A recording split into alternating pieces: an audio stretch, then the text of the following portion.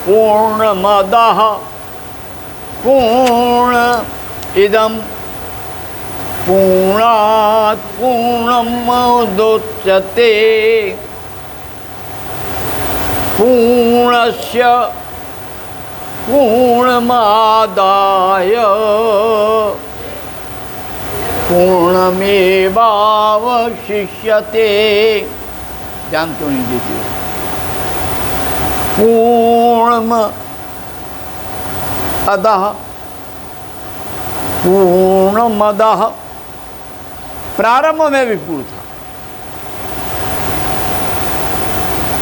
आदि में भी पूर्ण, इदम वर्तमान में भी पूर्ण है, यह भी पूर्ण है।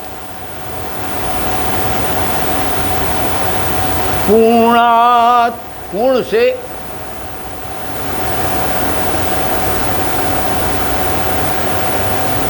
ही पूर्णता कहलाता है।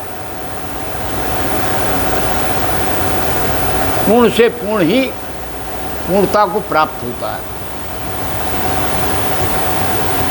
पूर्णस्य पूर्ण का पूर्णमादाय, अगर पूर्ण में से पूर्ण ले लिया जाए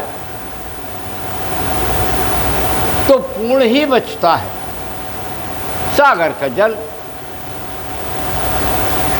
पूर्णमदः पूर्णमिदं पूर्णात् पूर्णमुदच्यते पूर्णस्य पूर्णमादाय पूर्णमेवावशिष्यते।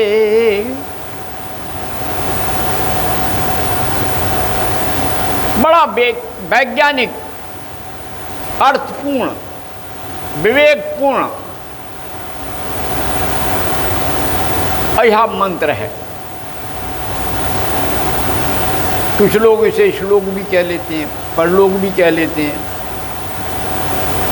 श्लोक भी है, मंत्र भी है।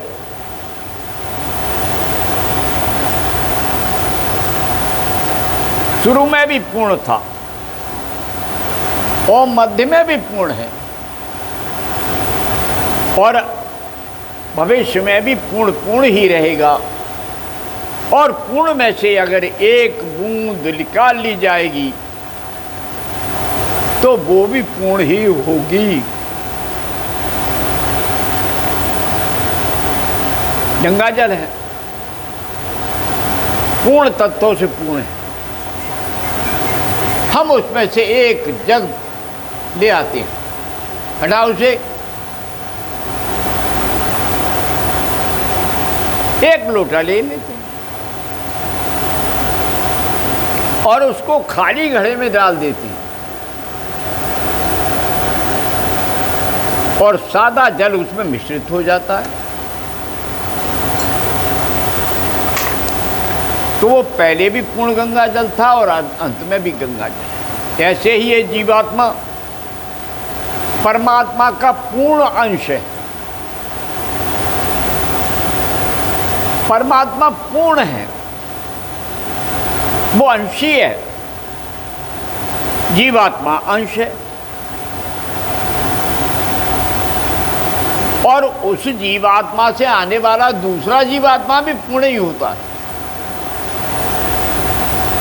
इसलिए आत्मजा कहते हैं पुत्री को और पुत्र को आत्मज कहते हैं। आत्म से उत्पन्न, और आत्मा क्या है? महत तत्व से नीचे आने के बाद आत्मा बनती है और परम तत्व से परमात्मा बनता है। परमात्मा ईश्वर अंश जीव अविनाशी,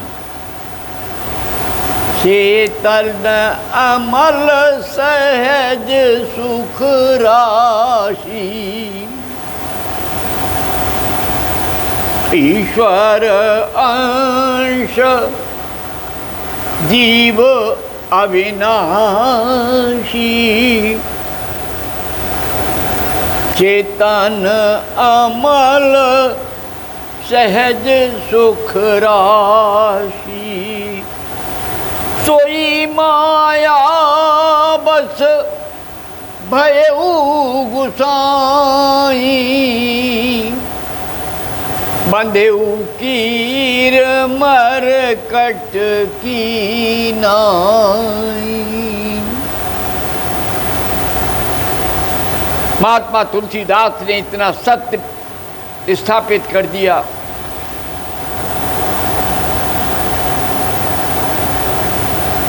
अगुनई सगुनई नहीं कछ भेदा, उभय हरे भव संग भव खेदा।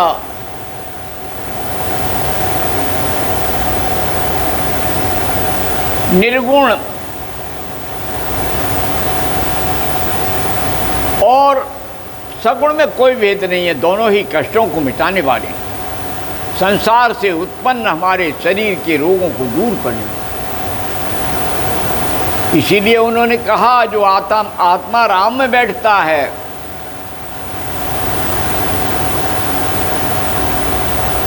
दैहिक दैविक भौतिक तापा, राम राज का हो नहीं व्याप। राम का राज तो त्रेता में था, चला गया,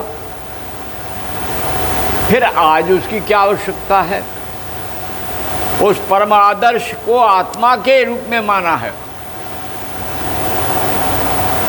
जो आत्मा राम रूपी आत्मा, राम रूपी आत्मा रूपी राम हमारे हृदय में व्याप्त है, वो अजर अमर अविनाशी है। जब हम उसका चिंतन करेंगे, हृदय चक्र से आज्ञा चक्र में आकर के उसका ध्यान करेंगे,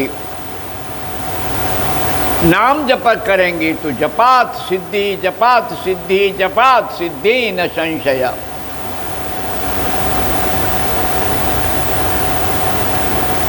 अलग अलग रंग से लोग उस परब्रह्म परमेश्वर की आराधना करते हैं। कोई पुरुष के रूप में करता है, कोई शक्ति के रूप में करता है, लेकिन तत्व तो एक ही है।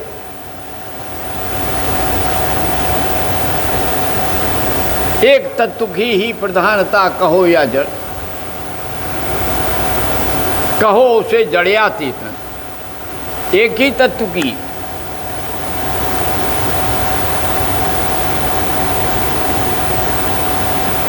नीचे जल था,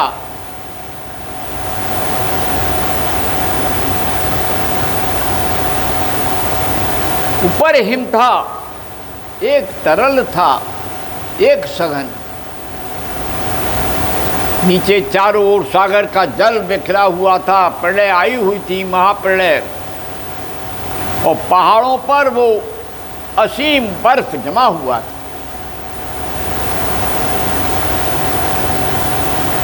महात्मा जयशंकर प्रसाद लिखते हैं,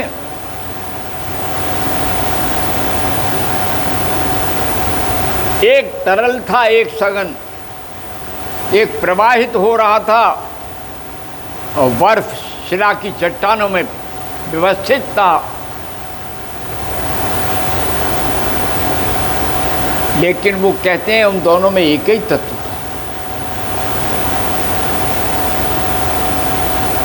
जो सघन था उसे लोग जड़ कह सकते हैं, लेकिन जो तरल था,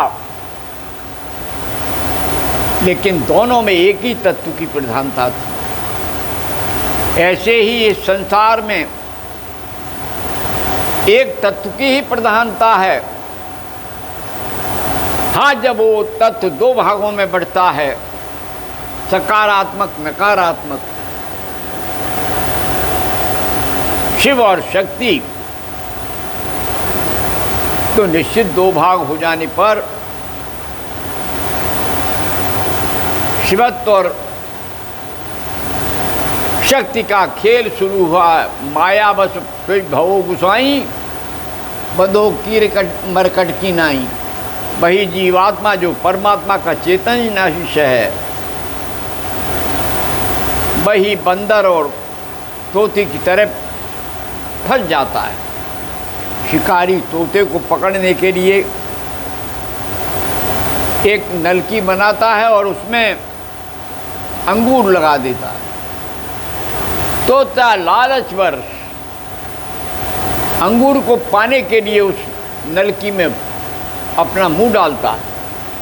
जैसे ही मुंह डालता है तो आगे से तोता का मुंह पतला होता है और पीछे से कड़ा चौड़ा होता है, तो फंस जाता है। बंदर मटकी में रखे हुए लड्डुओं को निकालने के लिए हाथ डालता है और मुट्ठी जब उसमें से भरता है तो मुट्ठी बंद कर लेता है। अब वो जान नहीं पाता, उसे यही कि बोध नहीं हो पा रहा है कि मैं मटकी को छोड़ दूंगा, मैं हाथ सीधे कर दूंगा तो मटकी निकल जाएगी। इसलिए सारे अन्य धर्म तो हाथ फैलाकर मांगते हैं, लेकिन भारतीय संस्कृति में हाथ जोड़ के प्रार्थना की जाती है। दोनों मुद्राएं, ध्यान की ये भी मुद्रा है। पतंजलि ने इसी मुद्रा से ज्ञान और अध्यात्म प्राप्त किया, लेकिन आखिर में उन्हें हाथ जोड़ने पड़े। इन पंच तत्वों को, स्थूल और जड़ को मिलाना पड़ा, तब उन्होंने सत्य को प्राप्त किया। जब मिलाया तो आवाज हुई, तो नाद ब्रह्म का बोध हो गया, और जब इनको रगड़ा तो प्रकाश आया, उष्णता आई। जब चंदन रगड़ा जाता है तो उसमें से चंदन से अग्नि प्रज्वलित हो जाती है। वैसे ही शरीर के एक अंग को दूसरे अंग से रगड़ा जाता है, तो देखो हथेलियाँ रगड़ के देखो, कभी रगड़ते रगड़ते इतनी ज्वाला होती है कि जलने लगती है।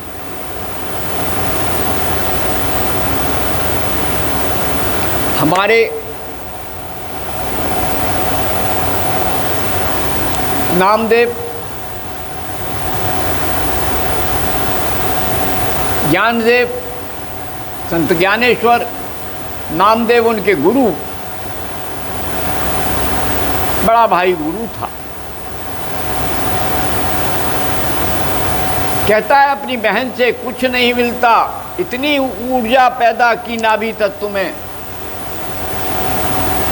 जब गांव वालों ने, ब्राह्मणों ने उन्हें अग्नि तक नहीं दी, जब समिधाएं नहीं दी खाना बनाने के लिए, लकड़ियां नहीं दी,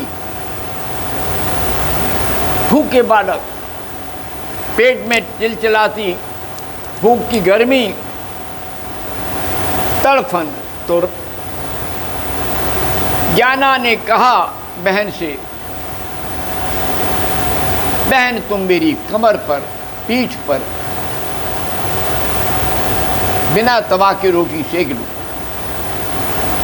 बहन ने रोटियां बनाई, कमर पे डाली, वे तो पक गई, फूल गई गुब्बारे की तरह। भाई बहनों ने बैठ कर खाई। सारे समुदाय देख करके तमाशा खड़े देख रहे थे। यही तो है चमत्कार की बात। ये श्रावण का मास है, सब कुछ श्रवित हो रहा है, सब कुछ द्रवीभूत है। जागो, उठो और तत्व का दर्शन करो, शिवत्व को प्राप्त करो। अपने भीतर बहती हुई त्रिवेणी गायत्री प्रयाग के दर्शन करो, सब कुछ आनंद में छा जाएगा। ओम शांति शांति शांति। जय माँ, जय भगवती, जय गुरुदेव। ओम।